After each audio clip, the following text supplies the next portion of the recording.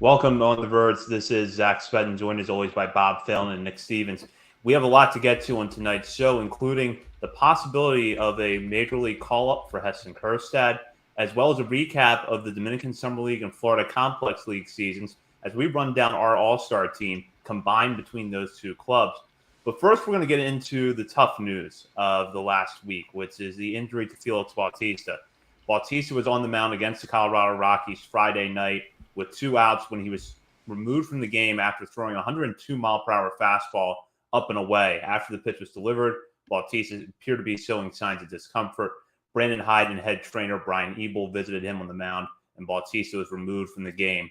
On Saturday afternoon, Mike Elias revealed that Bautista would be placed on the 15-day IL and that he had some degree of injury to his UCL. Now, the ulnar collateral ligament is what typically leads to Tommy John surgery if it is torn. However, the Orioles still don't know whether or not Bautista is going to require surgery. Nonetheless, he's on the IL now, and if he would require surgery, would likely miss all of the 2024 season. So a tough break for the Orioles bullpen, especially as this team tries to make the push to the postseason to lose not only their best reliever, but one of the game's best relievers overall and a true Cy Young candidate in the American League. So, Bob, this has been, I think, tough for the Orioles and tough for the fans to process this, but we're about 72 hours out now. The Orioles won Friday night's game as well as Saturday's to clinch the series against the Rockies, but they're going to have to rely on a different batch of relievers to close in the 9th inning. How are you feeling about all of this? Not great. I'm the eternal optimist, so I'm like holding a sliver of hope that maybe it's not going to require surgery and maybe he can come back towards the end of the season of playoffs, but that's just the sliver of hope. Yeah, I know I've seen people say, well, see, this it just goes to show why they should have done more at the deadline to require a back end reliever. And I think we all agreed that maybe we would have liked to seen another reliever added at the deadline, but I don't care who you would have got. It's not going to replace what Felix Bautista was doing at the end of games. He's a legitimate Cy Young contender. I actually, it might be my fault. I put $10 on him to win the Cy Young like the day before it happened. So sorry about that. But yeah, the only good news is that we have Tyler Wells, who has transitioned into back to relief in AAA to save his innings, save his arm. And John Means is coming back. Not like he can help at closer, but he could fill in somewhere in the bullpen. And then obviously DL Hall was called up to replace him, and he looked good in his first outing, touching 99. It's small victories in a huge loss is what we're looking at there. But yeah, it's not great. I think it hurts more in the playoffs than the regular season. I think for now, guys like Cano and Hall and even Colomb and Webb, we have actually, our bullpen was actually just getting shored up, I feel like, all throughout middle relief to late high leverage situations. But yeah, it's a big blow, especially for the playoffs. Hopefully he can come back. If not, hopefully someone will step up and be dominant down the stretch. Yeah, this one, I just feel terrible for him because this was his breakout year. Like you guys mentioned, he was a legitimate Cy Young candidate, and you just felt so good for him. I mean, we all know the backstory, right? This guy was 25, 26 years old, could barely throw strikes in A ball, and now he's arguably, if he's not the most, he's arguably the most dominant closer in Major League Baseball right now. So it definitely stinks to see him go down, for lack of a better word. The only thing for me is that I do agree that for the regular season, maybe like you can play the matchup game that we know the Orioles and Brandon Hyde are going to employ. It's the closer by committee. It's ride the hot hand. Who feels good that day? Who doesn't? But I do agree that come playoff time, it's just that steady presence. I think there are enough bodies to get the job done. So the optimist in me says I like all of the options we have, and we can just piecemeal this together and crawl across the finish line and get there. But at the same time, like thinking about it, the only concern I have are the question marks associated with these options. Like DL Hall, yes, he looks good. He looks so much better now than he did earlier this year. But I'm thinking like that last week or two of the regular season and then into the playoffs when these games get ratcheted up a little bit. tenfold even. Like, how are these guys going to respond? How's DL Hall going to respond in that pressure situation? Tyler Wells has already been sent down, trying to fix his whatever's going on there. Yes, he's looking a little bit better, and it's very clear that they're preparing him for like a 1 inning, 2 inning role at the bullpen. But how's he going to hold up down that stretch? We've already Junior Cano's pitching better, but we've already had that discussion and watched him discuss that fatigue issue with Cano. So it's like, how is he going to hold up? We still have like another more than a month of regular season baseball before the playoffs start. These other options as well, like Michael Baumann, yeah, he can come back up, but again, do you trust him to go out regularly in that ninth? That you have Brian Baker there, you've got all these options, but again, Fujinami even, but again with Fujinami, it's like, is he going to have his command or control that night? That's the only thing that bothers me is all these guys have the stuff to get it done, and there are so many options the Orioles can rotate through, but it's just that mountain, that rock, not the rock, that's Cano, but it's that mountain. It's that steady force that, going into the ninth inning, if you got the lead, yeah, Batista doesn't have it every single night. He's given up some, the bombs, but that's just great pitcher, great hitter, and sometimes the great pitcher gets beat because these great hitters are great for many reasons. So, but more often than not, Felix Batista shut it down, and it's that stability and comfort in the ninth inning that I'm worried about. Right-handed pitcher with a 102-mile-an-hour fastball and a nasty splitter goes down. Right-handed pitcher with the 102-mile-an-hour fastball and nasty splitter comes in. Fuji, it's your time. No, I don't know if he's suited for the role, but it is interesting. Yeah, it's there's no good time to lose someone like Felix Bautista to injury. But aside from the fact that you're this close to the end of the regular season and the start of the playoffs, the other thing that really hurts about the timing of this injury is that, as you said, Bob, it felt like the bullpen was actually coming into place pretty nicely. You could see pitchers getting comfortable in their roles. Danny Colomé has looked good since coming off the IL. Cano has looked better lately. Jacob Webb has been good since coming over from the Angels. And Cionel Perez has settled into a point now where he's not quite at that level of dominance that he had last year, but you're a lot more comfortable with him in the game in a tight spot than you would have been a month or two ago. And a lot of that can happen because you have that guy in the ninth inning that's going to shut things down. And you can put pitchers in the roles where they're comfortable and where they're likely to succeed. So some players really are about to be tested down the stretch. And DL Hall is a perfect example, Nick. Mentality-wise, I think Hall is built for these situations. But we also know he has very little major league experience. And he's going to be asked in a little more than a month to go up against the best lineups in the American League in tight spots and shut things down. Yeah, and I mean, it all goes back to like, I wish that lead was more comfortable, so you could bring up a Bruce Zimmerman. You could keep Nick Vespi up, although Vespi's situation I think is a little different now because I believe he only has one more option, right? Or if he gets optioned again, he's got to pass through waivers to get him back down. But you wish you could bring up some of these other guys that are in the minors and let Joey Crable, I think, would be a good example. Let them come up and eat some of these late innings. But at the same time, like, every single game is becoming more and more critical for this organization. It's a game lead entering tonight. It's just that stability is gone, and it sucks right now. And hopefully, like, it's next man up mentality. Like Bob said, it's pretty amazing that, yeah, the Orioles could have done more, blah, blah, whatever. Hindsight's 2020. But like, it is pretty amazing that you do still have the guy with the 100+ mile an hour splitter that you can bring in. Cano's pitching much better. John Means, I wonder what kind of role he's going to serve when he comes back. But like, at least everyone else in this bullpen seems to be taking it up a notch here at a critical point. Just hopefully they can continue that for as long as possible.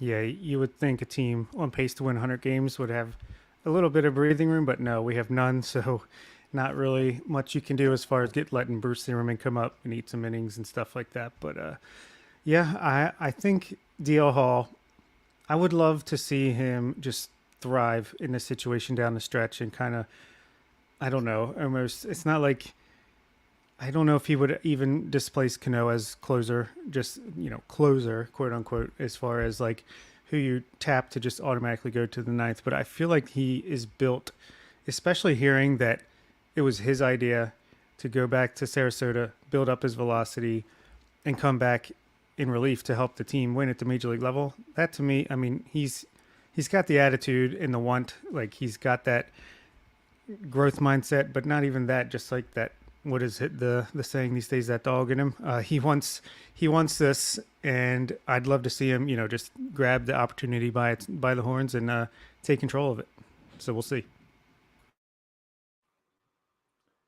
We'll go on to a different subject now, which is something else that Mike Elias dived into on Saturday when he met with the media, which is he confirmed something I think that we've suspected for a while, which is that Heston Kjerstad is on the team's radar for when rosters expand on September 1st. Kjerstad has put together one of the best seasons of any Orioles prospect this year, hitting 305 to 913 OPS, 19 homers, and 49 RBIs across 482 plate appearances between Bowie and Norfolk. With Norfolk, he's hit 302 with an 878 OPS and 8 homers and 276 plate appearances. The Orioles outfield right now looks pretty good. Austin Hayes, Cedric Mullins, Anthony Santander are getting the job done. You have the DH spot locked down between Ryan Mountcastle and Ryan O'Hearn. At the same time, though, the Orioles probably see Kjerstad as part of their plans for 2024. So the argument could be made to bring him up now, give him a taste of this pennant run, see what he can do, and then groom him for a role next season. Now, with that said, we also know that there's not really a clear path for regular playing time at the major leagues for him right now. So, Nick, I'll start with you on this one. I don't think we would be surprised at all if Kjerstad is in fact called up. But how do you think it would play out if he was called up? He's definitely not going to get anywhere close to the playing time I think that a lot of fans are going to want him to get.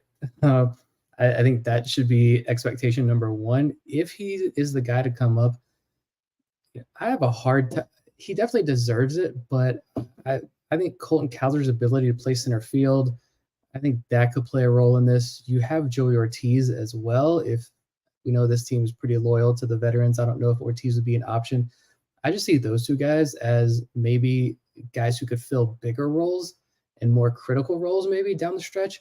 But if it is Kjerstad, for whatever reason, I mean, I really think for his down the stretch playoff run, it'd be more like a lefty late. He might get a couple starts here and there, obviously, against righties, but he's more of that left-handed hitter off the bench type thing. All right, we know he's a big left-handed hitter with big power.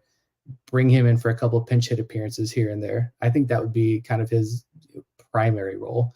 I just don't see, like you mentioned, that clear role for regular playing time if it is Kjerstad. Like, yes, he deserves it, but I just think the avenues for playing time and meaningful playing time that could have a bigger impact are more so there for Colton Cowser and Joey Ortiz, guys like that. But Kjerstad's situation is a little bit unique, but if anything, he's the lefty with big power. And if you're down and you need that run and you just say, hey, let's take out whoever, let's take out Ramon Arias or whoever, pinch it for him. Maybe you luck out and get that home run. He connects on one and changes the game. He does have that game-changing power, so he's got that going for him. But yeah, I just don't see a super clear role for him right now. I don't know.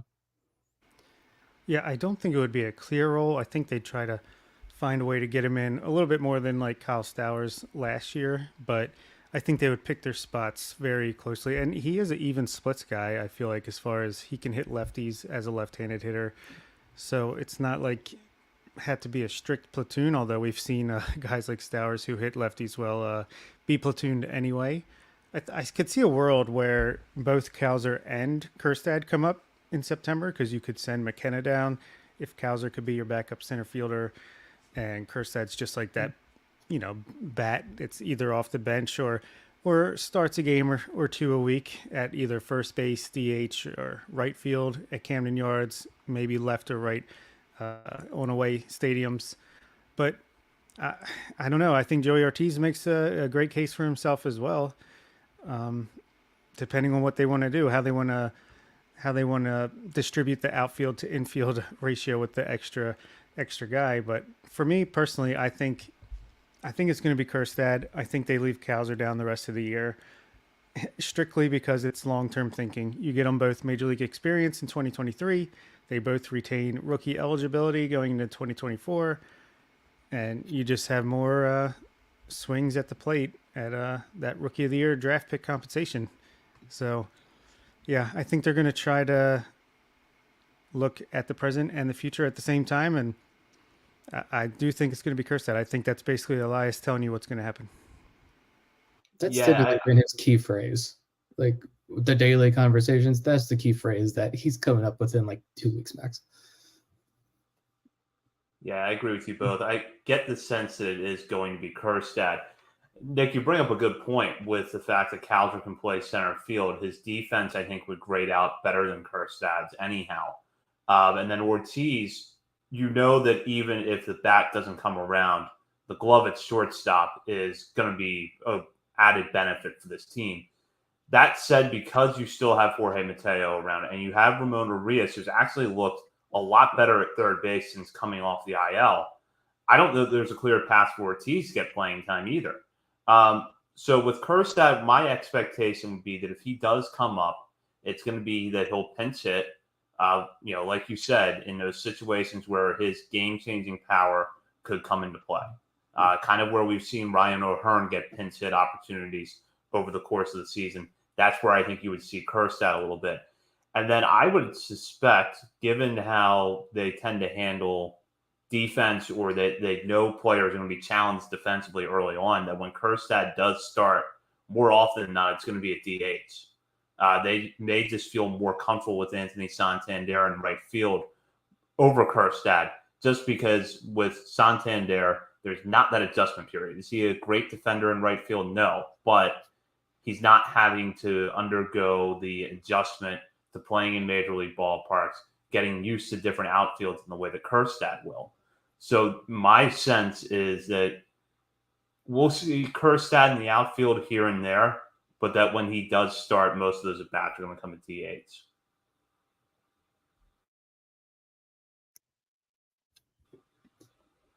Put this out there, though, just talking about Calder for a minute.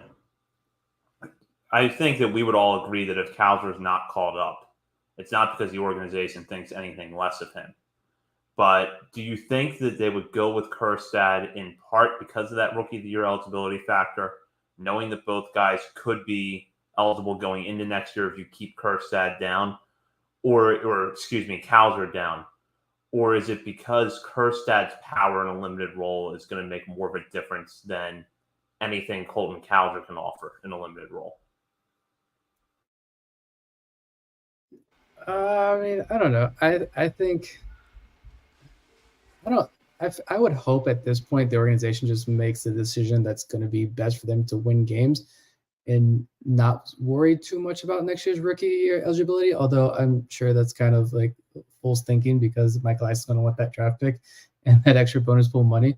But yeah, I don't know. This is a tough one for me. I do agree though that if you do see Kerstad, if it is Kerstad, which we know it will be, he's primarily going to be DH. But Hauser, that eye at the plate, man, it's just I think he can be a more impactful player if you bring him up here for this stretch. Yes, that first run wasn't great, but he was still hitting the ball hard. He was still drawing walks. And I think that we've seen this before with some other guys, like Grayson Rodriguez is a great example. Colton Cowser went down to Norfolk and took zero time to like hit the reset button. He hit it automatically and started hitting from day one. He had that stretch of 7-8 straight games with a base hit, couple home runs, couple stolen bases, couple walks, the whole shebang. He was doing it all down there, robbing that home run, beautiful catch the other day out in center field at Harvard Park. He was doing it all defensively and offensively. And I just think if you bring him up, he's going to be the guy that can make a bigger impact on this lineup this year down the stretch.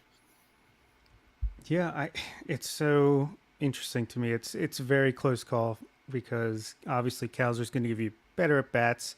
Most likely, he's going to take more walks. He's got power himself, maybe not the same kind of power Kerstad does, but at the same time, Kerstad basically until the past couple weeks, or he actually was kind of breaking out of his first slump ever this past weekend. Ever. I mean, as far as this season.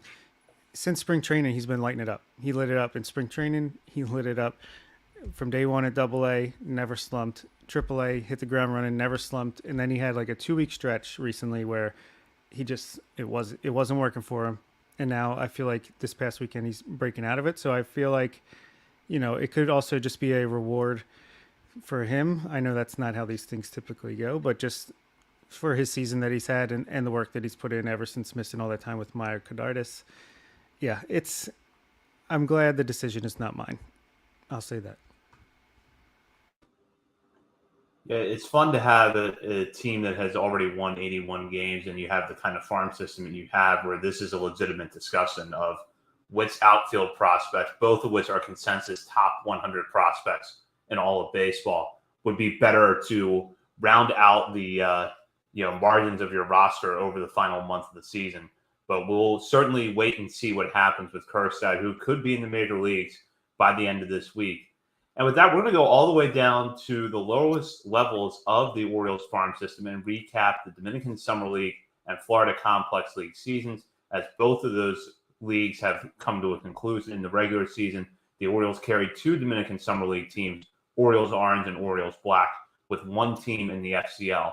And what we thought we would do to highlight some of the standout performances from these leagues was to put together an all-star team.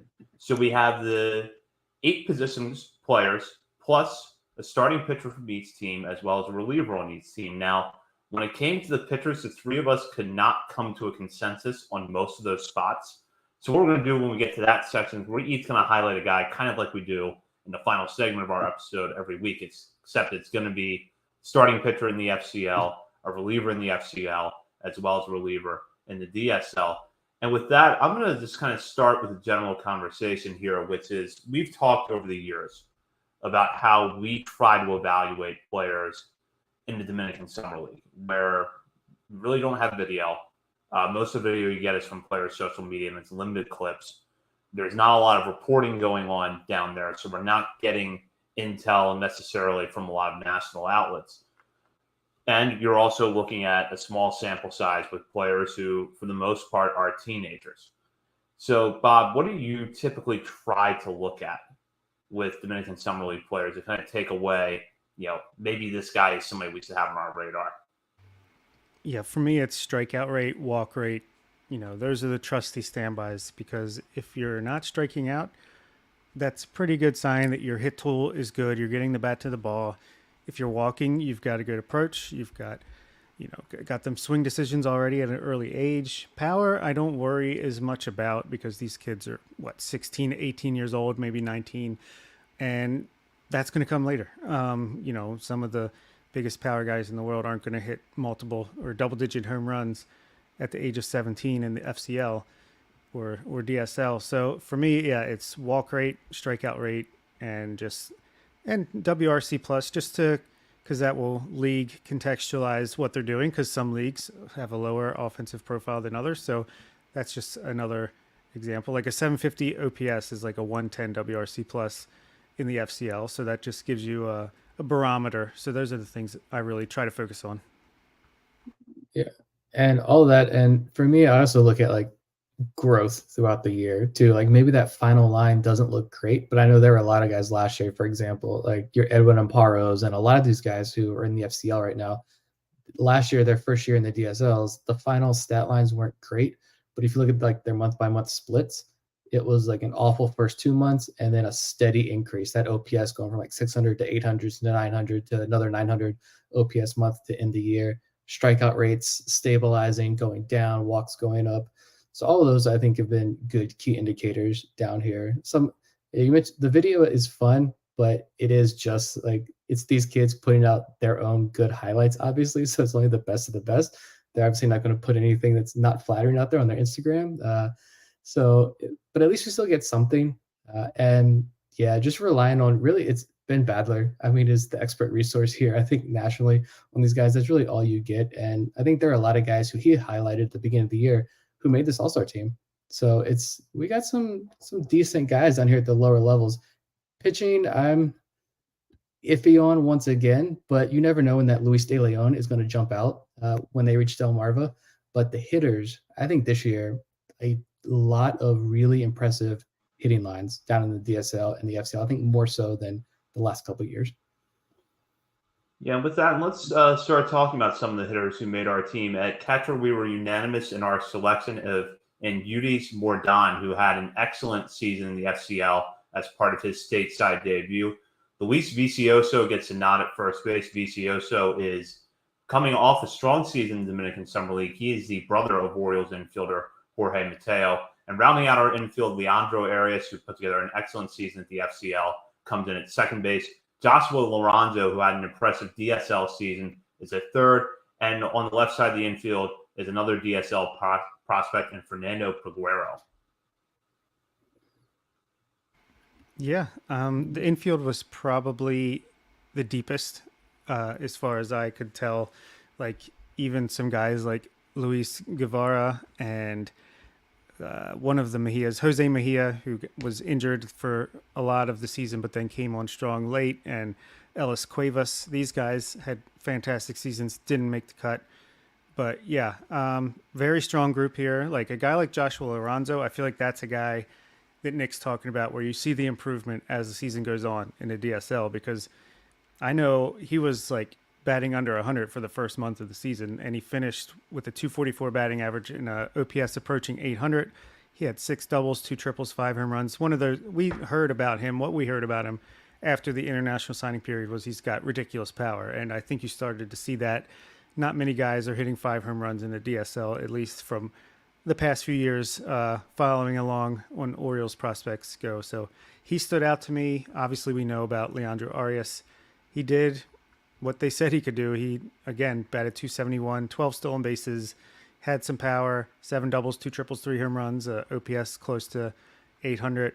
And Fernando Peguero, I know runs is not like the end all be all as far as stats, but he had 54 runs in a 2-month season, like ridiculous, leading off with the 900 OPS, 20 stolen bases. So I know he was repeating the DSL, but impressive nonetheless, and definitely went from a guy who, was just a guy to a guy where it's like, when he's in the FCL next year, it's like, I'm looking out for him, his name in the box score and what he does every day.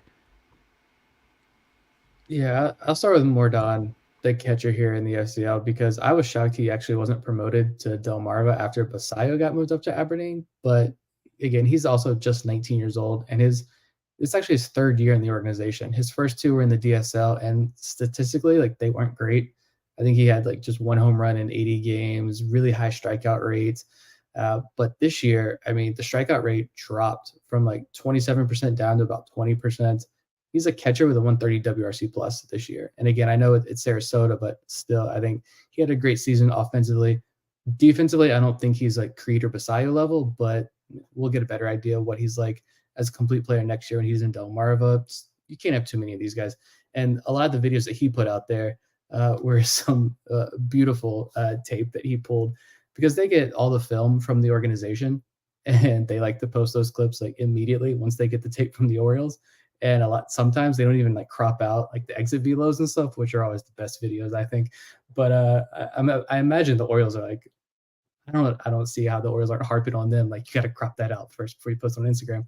But yeah, he's got some pretty vicious exit velos, and the stop and stares, the bat flips. This guy's got swag through the roof, man. You all know I love that. Vicioso was the All-Star MVP down in the DSL, which is really cool. I guess, he is older. He's 20, 21 years old already. But again, first year, he's also tagged as a catcher. I think he was signed as a catcher, but he didn't play a single inning as catcher. So he was strictly first base, which he had a great season offensively. Shout out to him for that. He's on this roster. So I don't want to dog him too much because that's not the point of this, but he's an older, it seems like first base prospect, which does seem kind of limiting. But yeah, Arias was great. Fewer ground balls for Arias, hit the ball more in the air, more line drives, much higher ISO power for him this year. That was fun to see. Outlets like Fangraphs have been super high on him from the jump, other than Braylon Tavera, who we'll talk about later on. But good to see Arias have a solid season down there. And yeah, Peguero, we do the daily podcast for patrons, and I feel like every time we talked about DSL games, his name was he was the most consistent guy. Every single day, it was Peguero lighting up the box score. Switch hitter down there in the DSL, the most consistent hitter. And you look at some of the improvements he had I jotted down his numbers here. He did it last year, about the same number of at bats, 150 at bats last year, 183 this year, but the average went from 207 to 333. OPS from 552 to 898. 6 extra base hits last year. He had 18 this year. The walk rate went from 9 to 13%, and the strikeout rate fell from 15 down to 13%. So, two good things there to get excited about. And he signed for like pennies, like less than $50,000 signing bonus, which is good to see. And yeah, you talked about Lorenzo. You hit the nail on the head there. 16 years old. I think he just turned 17. The one thing I hate about Lorenzo is do not look at his birthday. Because his birthday, he was born like my second week of college, and that's depressing. I'm looking at his kids. I think next year maybe we focus a little bit less on the DSL and FCL because nothing will make you feel older than looking at these guys and their birthdays. Yeah, Lorenzo just turned 17 3 days ago, so belated happy birthday to him. But what I love about his season, and Bob touched on this, he was not good at all in the month of June. And then July, he goes out and posts an 808 OPS. In the month of August, his OPS was 1030. He hit 345 that month and walked 6 times against 11 strikeouts. So he clearly got better as the season went on. And Arias is making the kind of progression that you want to see a player that young make, where I think he improved in every facet of the game this year. And if you look at his numbers at the plate, especially posting a 371 base percentage when you're 18 years old, I don't care what level it is. That's a good sign. So I really like the progression he's making. I think that that's a guy that when he's in Delmarva's infield next year, we're going to be paying attention to him a lot. Yeah. And his he's birthday, going to be in the same infield as Anderson De Los Santos. I'm assuming he's going to repeat, and I feel like him repeating that level, I'm expecting a big jump from him next year. And Arias, he could struggle like Anderson De Los Santos did this year. I know they play different positions, but they're on the infield. Or he could be like a Basayo and kind of just take off. He could be another breakout next year. And that's the exciting thing about these guys. We thought, hey, Anderson De Los Santos, he could break out this year in a big way, make a big jump. No, but he's learning this year. He could break out next year. They're still very young. So, yeah, the exciting thing is you never know which one of these guys, once they hit full season ball, if they're going to have that learning curve that most, like the vast majority of players do, or if they're just going to take off like a rocket ship, kind of like Ben Cosme and Basayo did straight out of the gate. So, yeah. And Lorenzo, one more thing about him is this is a big kid, like tall. I'm sure it's really hard to, like, when you're that young and that big and that tall, like you're not very coordinated. I feel like it takes time to learn your body and the coordination that goes into that. So the fact that he improved the way he did throughout the year, I feel like that says a lot about where he could go from here. Yeah, I was about Arias. He'll turn 19 like a couple of weeks before the start of next year's regular season. So he's going to be a 19-year-old, probably the starting second baseman next to, well, Anderson De Los Santos probably at third base. He'll probably be the starting second baseman or shortstop for Delmarva next year, which is awesome. And yeah, Lorenzo is going to be interesting because like he didn't have a high average. He's only 244. But you look at the walk rate, he still had a 15% walk rate and hit 5 home runs. And yet he just turned 17. But I'm going to be curious. They also gave him like $500,000 signing bonus. I think it was the second highest signing bonus in this year's class. I imagine he starts next year back in the DSL because he's a 17-year-old kid. But like, I almost wonder, like, would there be any shot of him beginning in Sarasota next year? I mean, that's going to be fun, I think, to follow along. But yeah, if there's definitely one guy among this infield that Orioles fans are like, all right, I got enough to follow. Just who's the highlight here? I think it's Leandro Arias. I think he may have an Anderson De Los Santos type year next year in Delmarva. But I think if you're looking ahead to like 2025, we start to see the Arias that outlets like Fangraphs are really gushing over a couple of years ago. And before we move to the outfield, if I could just shout out, like I know I briefly did some other guys that didn't quite make this list, but like who was the guy? Luis Guevara. I mean, this was a DSL guy, shortstop, middle infield, batted .318 with an 824 OPS. 6 doubles, a triple, 16 stolen bases, a bunch of walks. Jose Mejia, 346, batting average, 885 OPS, 7 stolen bases. And again, I think he only got like 2 weeks of play in because he was injured for a lot of it. And Ellis Cuevas batted 305 with an 856, repeating OPS, repeating the DSL. 14 doubles, 4 triples, 2 home runs, 17 stolen bases. Miguel Rodriguez, a catcher, batted 323 with an 874 OPS and 6 doubles and 6 stolen bases in the DSL. So plenty of other guys that we didn't even really focus on. And something about the Orioles and catchers with great offense and defense profiles continuing, it seems like, with the youngest kids on the farm. Absolutely. And there were a lot of good candidates in the outfield. In the end, though, the three of us agreed on all three positions, and that's Braylon Tavera, Thomas Sosa, and Yeber Ruiz. Tavera and Sosa were both at the FCL and posted excellent seasons, while Ruiz, in his second stint in the Dominican Summer League, posted a 927 OPS. I'm going to start with Tavera, though, who set what was then a bonus record for an international free agent from the Orioles when he signed before the 2022 season. This was his stateside debut this year, and he really made meaningful improvements at the plate, especially in terms of his power, posting a 421 slugging percentage with 4 homers after belting just 2 last year with a 319 slugging percentage down in the DSL. In most other areas of the game, he also improved offensively, and he had very good walk-to-strikeout numbers, drawing 22 walks while fanning 23 times, and to top it all off, he stole 13 bases in 18 attempts. So Tavera, I think we know that this is a player that is still pretty raw. Long way to go because he's only 18 years old, not going to turn 19 until February. But the makings of a pretty good prospect are absolutely in place. I hope so. I still don't know how I feel about him, though, just because he did get the highest signing bonus, like you mentioned at the time, was the highest franchise history, but still no national outlet. At the time, they were just kind of meh on him, right? Fangraphs, he wasn't even like their top 40, I think, whatever it was, deep cut. And I don't think I've seen his name pop up like a single time. And even these really good deep cut articles on Baseball Reference or Baseball America puts out, like, these guys dig into their data, the data darlings at the lower levels. You still never see Tavera's name. So either like there's really not a ton here, like the national outlets think, or this is a guy who the Orioles were clearly very high on. No one else was, and he's gonna like Kyle Bradish this thing in 3-4 years and become a really good output. He's gonna be in Bowie killing it, and we're gonna be like, whoa, everyone got this wrong except the Orioles, which I hope that is what happens. But you mentioned the numbers. To his credit, he put up a fantastic year as far as improvements across the board. Those walk to strikeout numbers were a thing of beauty. He's got the speed. He's got good plate discipline. A lot of these guys too. You saw big improvements in like lowering the ground ball rate, more line drives, more fly balls, more home runs. That's also good to see. Tavera was a part of that as well. So a lot of positive steps, and hopefully he becomes a legitimate big time prospect here next year.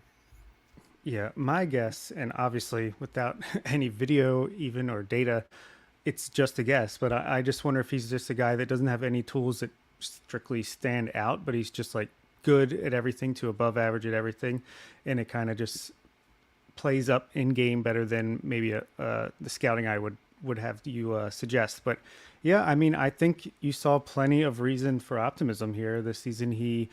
His walk rate fell 3%, but that's not necessarily a bad thing when it's still 16.5%. His strikeout rate dropped by 8% from 25 to 17. He doubled his ISO, and his WRC plus was 116 in the DSL, 117 in the FCL. So that's some consistency. Our other big signing, Michael Hernandez, he can't say the same. So I think Tavera will definitely start next year in Delmarva. I felt like there was a chance he could have got up there this year, but probably smart to just slow play that a little bit. He'll start next year in Delmarva, and we'll see where it goes. Yeah, if I remember correctly at the time with Tavera, there was some split from national outlets about whether or not he could stick in center field. And that may really determine his value long term, because if he can stick as a center fielder, there's not as much pressure for him to develop as a hitter and to develop a lot of power. Whereas if he does end up on a corner, now it's a question of can that bat pick up enough that you can count on let's say 25 home runs a season from him? What is his arm strength going to look like? Those sort of things. So I think that there are still plenty of question marks with Tavera, but that's something that I know I'm going to be keeping an eye on is once he gets into full season ball, how does he look as a center fielder and does he project as a center fielder? One of the other, we've got 3 outfielders here who all had excellent years, but I want to talk about Tavera's teammate in the FCL, and that's Thomas Sosa. We had Kobe Perez on back in January of 2022, right after Tavera was signed, and Perez went out of his way to talk about Sosa on that episode. And if you looked at his numbers in the DSL last year, might not have really understood that. He had just a 68 WRC plus. He struck out over 26% of the time, walked just over 8%. Despite that, got the promotion to the FCL this year, and it paid off in a big way for him and the Orioles. The walk rate rose to 11.9%, while the strikeout rate fell to 21.7%, and he posted a 128 WRC plus. Doing all of this at the young age of 18, he will not turn 19 until January. Yeah, again, just improvements across the board. Much just more productive player. He doubled his ISO from 101 to 202, like literally doubled it. He had 5 doubles and 3 home runs in the DSL. He had 7 doubles, 3 triples, and 4 home runs in less at bats in the FCL. So yeah, I think this was like, last season was like the name, like you said, Kobe Perez, shouted him out specifically. I feel like he was just a guy, like big left-handed power hitter potential that, grabbed our attention. And then his actual performance, like, a 68 WRC plus was a little disappointing, but he put up a 128 in the FCL. I feel like this is the guy we imagined when we were hearing about him. It just took that extra year of development to get there, which is not surprising considering the age of these guys.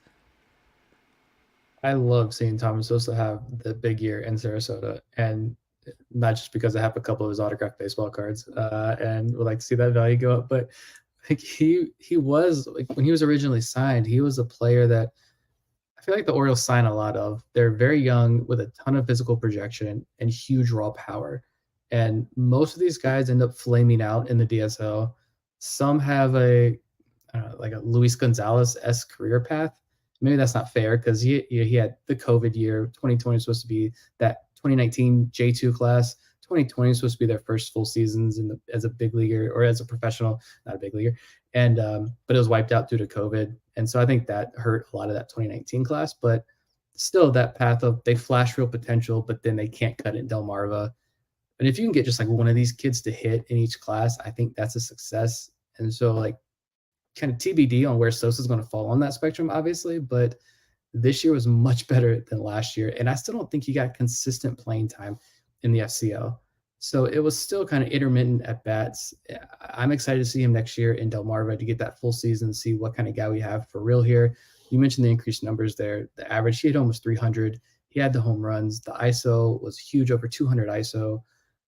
12% walk rate, and he dropped the strikeout rate from 26% down to 21%. I love to see that from a big-time power hitter, especially. So showed off the power, cut the strikeout rate, walked at a higher clip, doubled the ISO. Hopefully it's not again, sorry for like, these guys catching strays here from me, but like Rolfie Cruz trap. I know he was a guy we were all super excited about because of the big-time numbers he put in the FCL. And then he got to Delmarva, and it was – we didn't hear his name again once he got promoted, I feel like, to Delmarva. So, like, hopefully he turns that around next year, but we'll see where Sosa falls on this. But he's one of my guys. Like, a lot of these guys, I can highlight your name. I file it away. I'm going to keep paying attention to you and understand that we're in like a 3-4 year holding pattern here until we find out much more about these guys. But it's all right, who's intriguing enough for me to keep paying attention to? But with Sosa, it's like I'm having a hard time controlling that excitement. He's one of these guys that I've been hyped up from the start, and he did get almost $400,000 signing bonus. So clearly the Orioles were pretty high on him from the jump. Yeah, I love the way you put that. That's exactly what it is with these guys. It's like, yeah, you kind of just check a box next to their name and be like, yep, I'm going to remember this name. Going to pay a little bit more attention when I'm, what's the first name I'm looking for when I scan the box score, that type of thing. And yeah, Sosa definitely checked a lot of boxes this year. And if I can go straight into Yerber Ruiz, I mean, I know you have to take it with a grain of salt when a guy is repeating a level, especially the DSL. But my goodness, he went from batting 123 to batting 273, 524 OPS to 927 OPS. His walk rate jumped from 12% to 19.5%. His strikeout rate fell from 34.2% to 16.1%. Again, doubled his ISO, 150 WRC plus. Like, I don't know. I don't know what we have in this guy. That is clearly a huge jump up. I don't really know anything about him other than what I just read off. So again, just going to remember the name when we go into next year.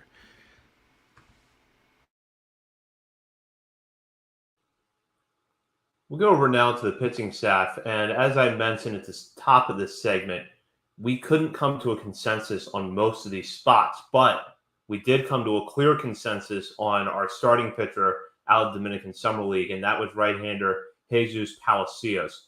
Palacios did get some time in the DSL in 2022, but it was only 13 in the third innings. He went back this year and was absolutely lights out as a starter, throwing 50 and two-thirds innings across 11 starts with 60 strikeouts against just 13 walks. Along the way, he posted a 1.95 ERA to go to 2.68 FIP and a 3.26 FFIP. Also did not allow a home run throughout the entire season. Yeah, I think just statistically, he really stood out. I think he had more innings than anyone in the FCL or DSL this year. Huge strikeout, very low walk numbers. That's a big positive sign when looking at these pitchers. He does have a couple of videos that I saw of his. It looks like he's already got really good breaking stuff. It looks like it's a changeup that like one of these already like Carlos Tavera-esque, like that trapdoor changeup. Just once it hits the hitter's hands, it just drops. He's got that going for him already. I don't have velo numbers on him, but the stuff looks good on velo, and he's got the numbers to back it up. It's clearly, I think I also saw that he's already signed to play professionally in Venezuela this winter. And I saw some tweets that were kind of hyping him up. So it seems like Venezuela is where the Orioles are targeting. And Kobe Perez talked about that when we had him on, that he's focused heavily on Venezuelan talent. And these guys are starting to shine through. And Palacios is one of these guys. And it seems like the baseball teams back home and the baseball community back home in Venezuela are super excited about this kid. So I'm excited to get eyes on him next year finally. As I imagine he moves stateside to the FCL at least. Yeah, I mean, I honestly wouldn't be surprised if he starts or gets to Delmarva before the FCL season even starts, because 50 innings is like sets him up for 80, 90 innings next year. And I don't know if you're going to get that many if you have to wait all the way to the FCL season to start. Obviously, they can get them innings, before that, just in the Sarasota campus. But he only walked 6.3% of batters, struck out 28.8%, held batters under 200 average, 195. I mean, I don't know. I think he seems a little more refined than a lot of these guys, especially with the command. I mean, that's very impressive. He's 6'2". I feel like if he can fill it out a little bit, he could be like what's his name? Juan De Los Santos, like a guy who just pops up. Delmarva, super young. And we're like, okay, let's see what we got. So, yeah, again, I mean, no guarantee, but I would not be surprised if he's in Delmarva next year at some point. I could absolutely see him being one of those guys that either skips the FCL or goes to Delmarva after 2 or 3 starts, which is something the Orioles have shown over the years that they'll be aggressive with that FCL to low A promotion, whether it was Gene Pinto back in 2021, Davey Cruz last year, or the Luis De Leon, who I'm going to talk about in a minute here. But what stood out to me about Palacios and what he did this year, he just turned 18 in March. He won't turn 19 until the following March. And I mentioned it, only 13 to 30 innings pitched last year. So this is a guy that came into this season with very little professional experience, still really young, and yet thrived. Yeah, I think that speaks volumes about how the Orioles view him. And that's why I'm talking about checking the box on a lot of these guys. Palacios is the guy who I've got big check mark. I've got his name circled. I've got it highlighted. I've got it all. I'm excited to see where he starts next year. And I mean, we've been told numerous times by people within this organization, the international talent is coming. And I think you're going to start seeing it. We're seeing it with a lot of the bats early on down in Delmarva this year. I think next year, I'm just going to go ahead and say it now. I think next year is probably going to be the year of the international pitcher in this organization. A lot of these guys are going to start thriving, moving up the ranks significantly, and hopefully Palacios is one of those guys.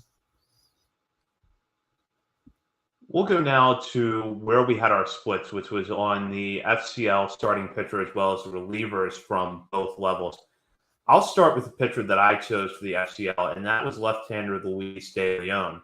Now, if you've been following the Shorebirds over the last month or so, you've undoubtedly seen De Leon's name pop up, as he's been excellent since going to low A. 22 innings pitched, he struck out 26 batters while walking 9 and posting a .82 ERA. Prior to that, he had been in the FCL, where he emerged pretty much as the team's most consistent starter during his time there. He went 27 to 30 innings pitched, struck out 36 batters while walking 14, posting a 1.65 ERA. And what was impressive is that his command got better as time went on down there. That has carried over to Delmarva. Now, as a rule, I held myself to De Leon's stats in the FCL only, but I want to point this out, which is that in his final FCL start back on July 6th, he walked just 1 batter in 4 innings of work while striking out 7.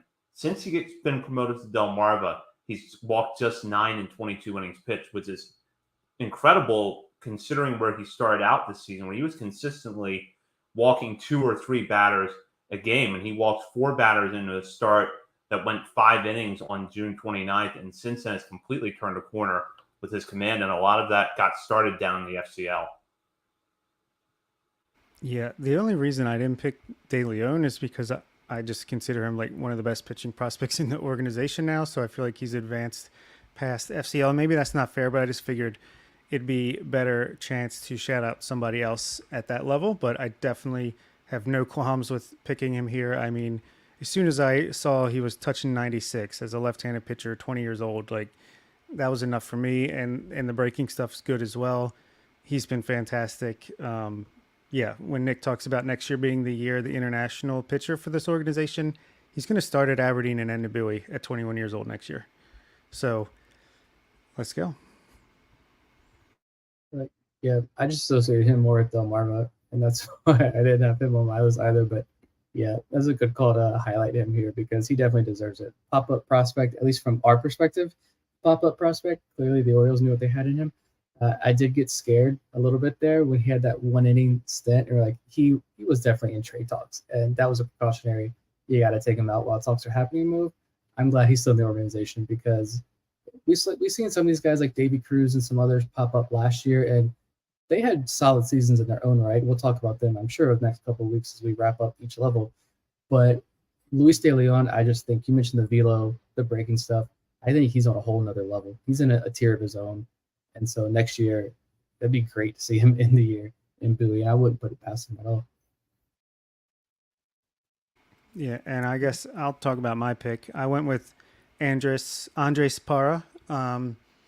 He started in the DSL and he was promoted midseason to the FCL. And to me, that speaks volumes. Like there were other guys who we're not going to mention.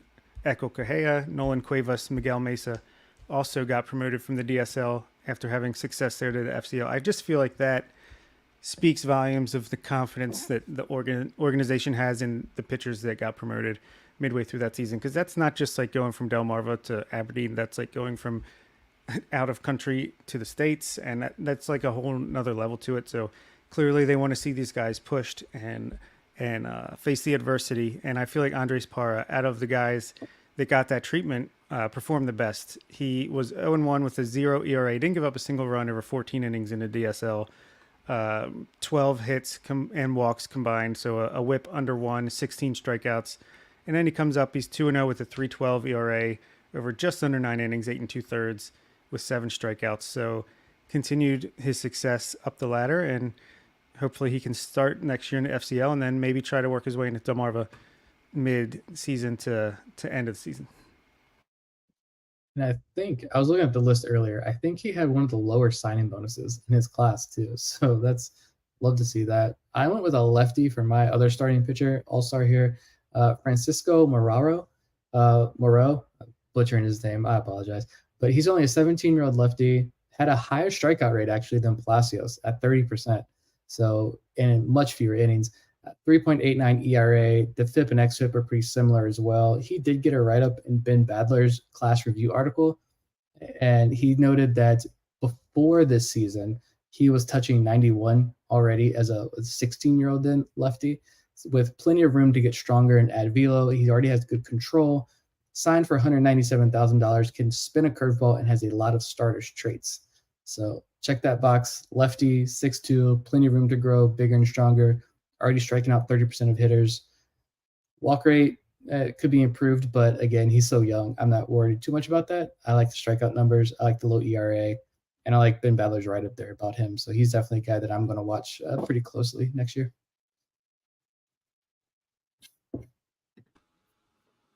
We'll go to the bullpens now, and I'll admit I had kind of a tough time when it came to these two teams, zeroing in on my selection. For the DSL, I went with Eduardo Torres, a right-hander who was actually in his third stint with the DSL. However, he's still just 19 years old. Admittedly, the walk numbers were not good. He walked 19 batters in 18 innings pitched, but he did strike out 20 in that span.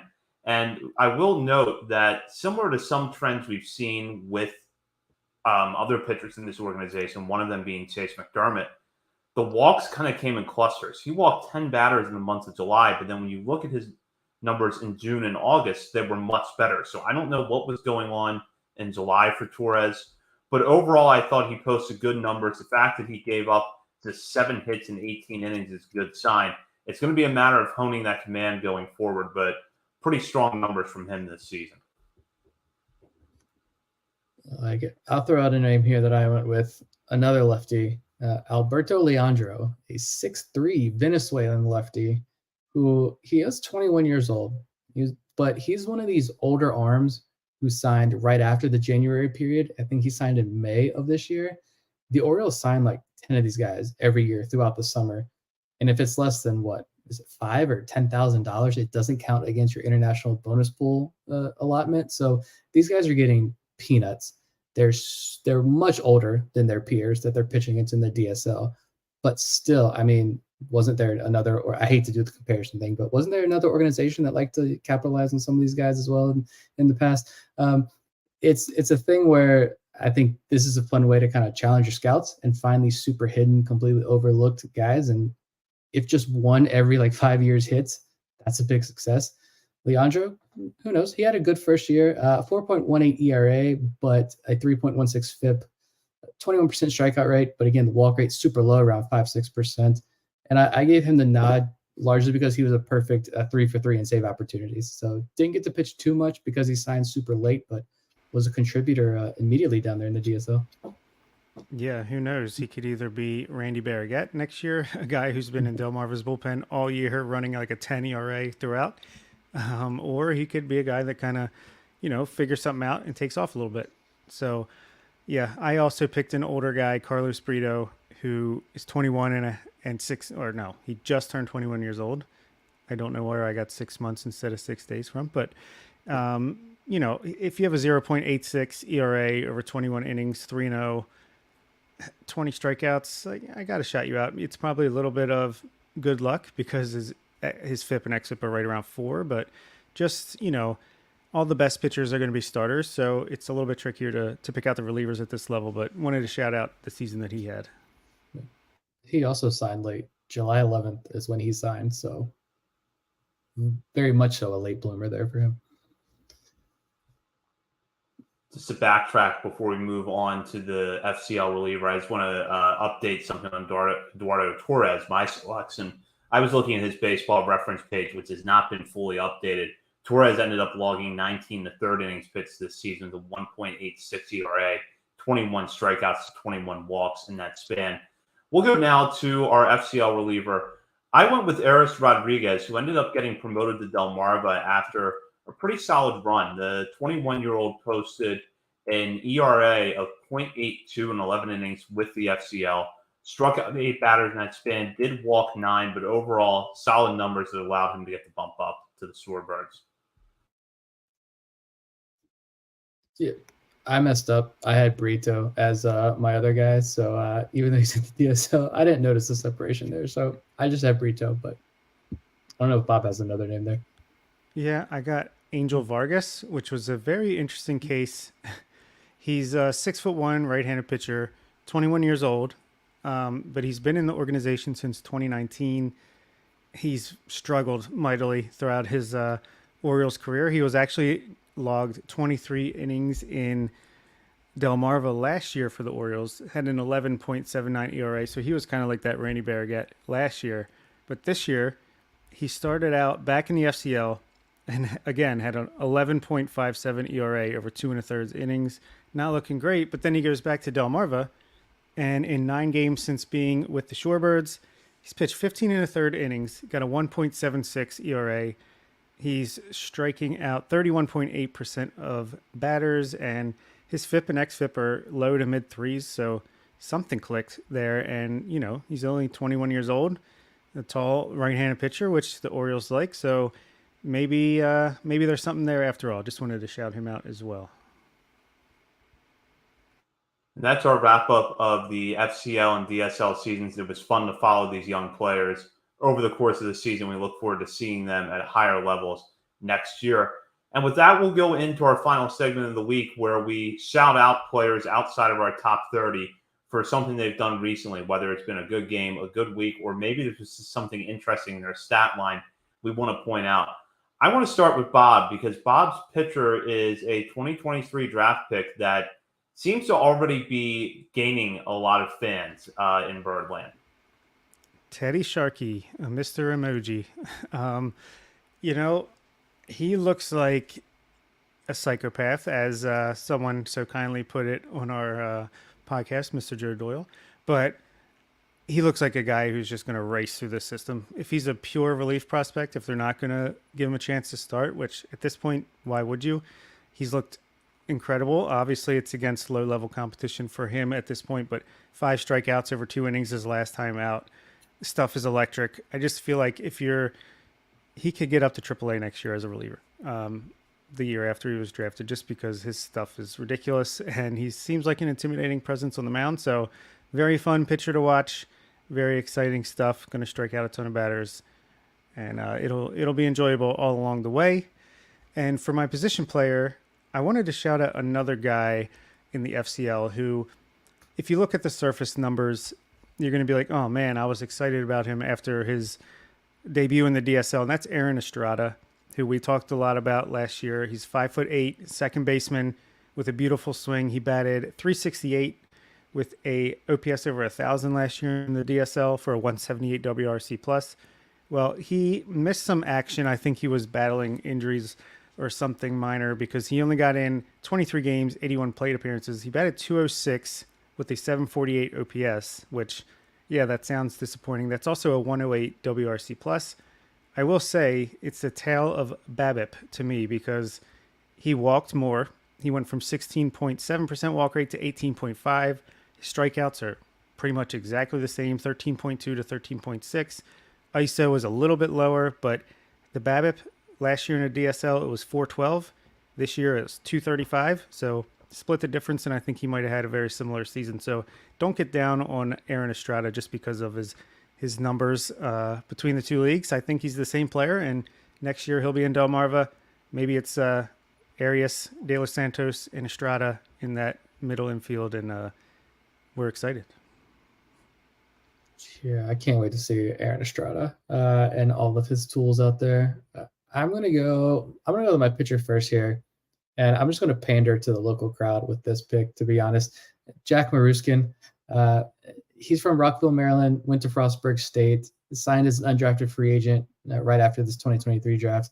He made his FCL debut earlier this month, and it didn't go very well, to say the least. His first outing, he recorded just 1 out, but gave up 8 runs on 4 hits, hit a batter, walked 4, and did not strike anybody out. It was not pretty. His second outing, he went 1 2/3 innings, 1 hit, no runs, but 3 walks to just 2 strikeouts. So it was rough. But he got to bump up to Delmarva after the FCL season ended, made his Delmarva debut last week, had 2 shutouts, actually 2 no-hit innings, no walks, and 2 strikeouts. So shout out to another Maryland kid here in the org, and hopefully the nerves are gone. It's just a little jitters making that jump to the pro ranks, and he can finish strong these last couple of weeks. What do we got, like 2-3 weeks left of the minor league season at the A-ball level? So good there for Jack. My hitter, I'm going to go Steven Acevedo because I actually wanted to bring him up to get y'all's thoughts on him.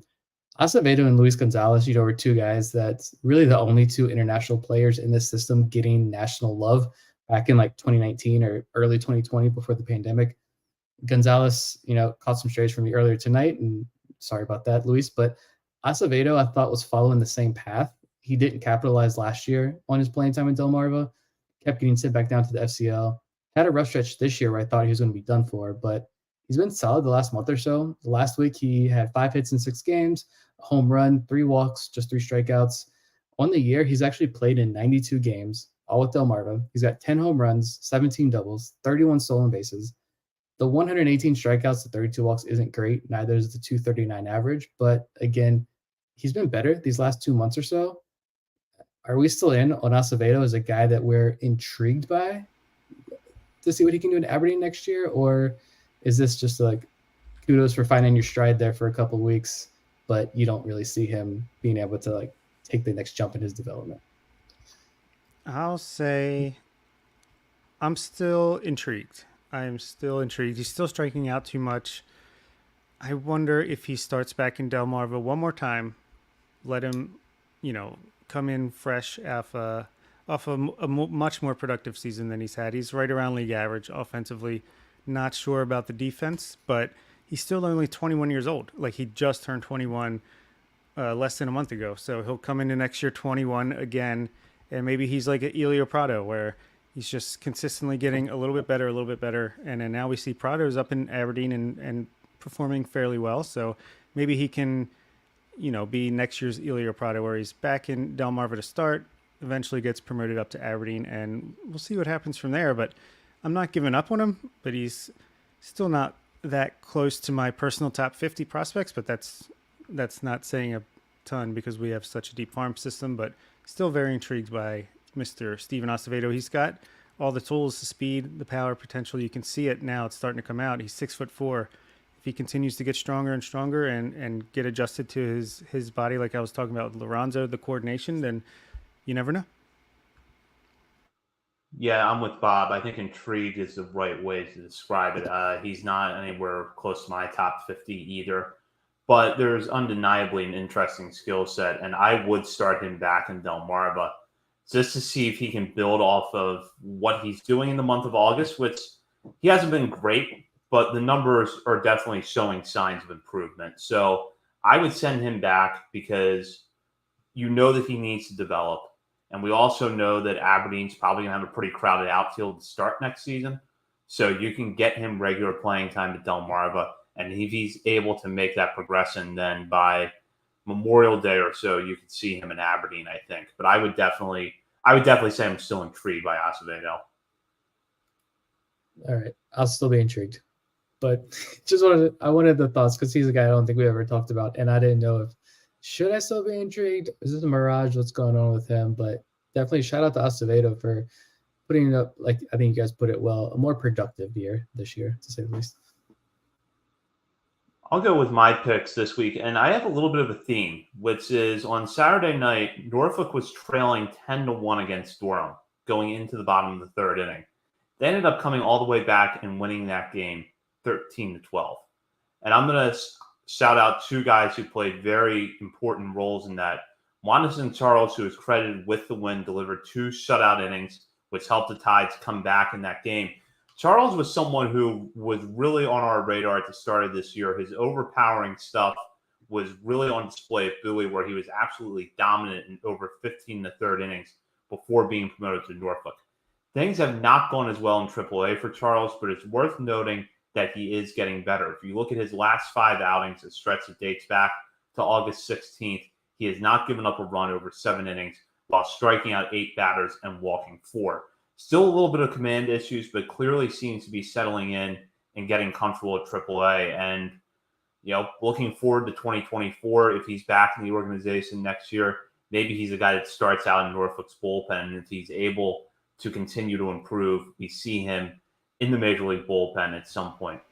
And then my hitter is a guy who's not a prospect. It's Lewin Diaz. Diaz came off the bench and delivered the walk-off hit in Saturday's game to give Norfolk the victory. But he also had a very good series against the Bulls last week. In 5 games, he belted a home run while going 5 for 16 at the plate and drawing a pair of walks. Yeah. Diaz was so much fun, especially in the early part of the year, because it was like Diaz, Ortiz. I can't remember who else was in that lineup, but there were like 5 guys in that Norfolk lineup who had a 900 plus OPS, I think, for like O'Hearn. 2 or 3 months. Yeah, O'Hearn. All these guys, Diaz, like credit to Diaz for turning things around. Luckily, the Orioles didn't have to dip that deep into the depth pool, but if something were to happen, like Diaz at least turned it around this year. And I'm just that's one of those instances where you're just glad to see him have such a productive season in Norfolk all year long and have a moment like that, because put prospect status away, who cares? He got how many different organizations was he DFA'd, signed to, cut, released from this past offseason, like 7 or 8 times over the stretch of like 2 weeks or something ridiculous. He found a home. He's stuck there all year down there in Norfolk and had a big fun moment that I'm sure he won't forget. So kudos to him. And honestly, Juanis and Charles, if, God forbid, worst case scenario, Felix Bautista has to go under the knife and misses all of next year, I could honestly see Charles coming into spring training and maybe obviously not replacing Bautista, but at least a similar style pitcher that could make the team out of spring training. And who knows? He's got the potential, all the potential in the world. If he can get those walks under control like he had in Bowie, if he can do that at the major league level, he's a legitimate major league reliever. He's doing that. I don't know what it is. I think I mentioned this in a daily, but like his last 5 outings, 7 innings, no hits, no runs, 8 strikeouts, 4 walks. Yeah, that's too many. You don't want to see that many walks in that small sample size there, but like the strikeouts have also decreased significantly, but so have the walks. Like 4 and 7 is nothing compared to what this guy was putting up a couple weeks ago. So I think it's an instance of like they're dialing him back just a little bit and focusing more on that command and control. And if it's working, I agree. I love Juanis Charles, his prospect status for next year. See what he can do in the big league level. And with that, that does it for this week's show. A quick programming note, our show next week is going to air on Wednesday night rather than Monday night. So we look forward to being joined by Ryan Ripken, who will be our guest for next week's episode. In the meantime, you can follow us on X or Twitter at BSL and The Verge. We're also on Facebook and Instagram. And don't forget to mark your calendars for October 2nd when we will be hosting our live show from Checker Spot Brewing in Baltimore. I was actually at the old location, or the soon-to-be old location, yesterday. Very much looking forward to seeing a new one here when it opens this weekend. And we will be there October 2nd with our live show.